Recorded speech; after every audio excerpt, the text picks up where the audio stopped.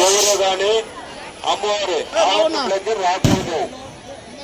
అమ్మవారి దర్శనం చేసుకున్న వాళ్ళు వేరొకరికి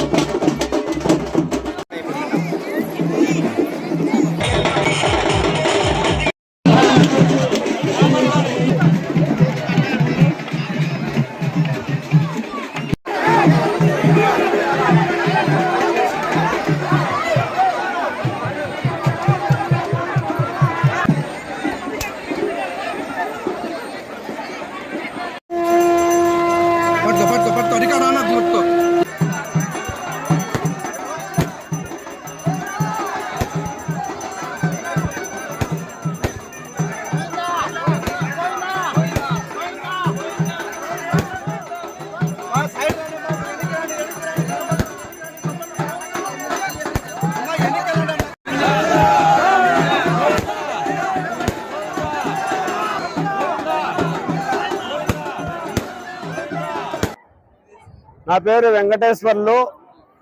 నాది ఈ ఊరి తిమ్మానాయుడుపేట గ్రామము.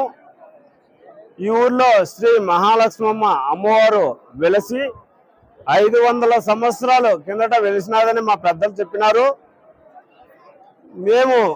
మాకు తెలివి వచ్చినప్పటి నుంచి అమ్మవారి కంప తిరునాళ్ళ జరుగుతుంది. 3 సంవత్సరాలకు ఒక్క తూరి మాత్రమే చేస్తారు. అమ్మవారి శక్తి, ఆమె అనుగ్రహము చాలా గొప్పది.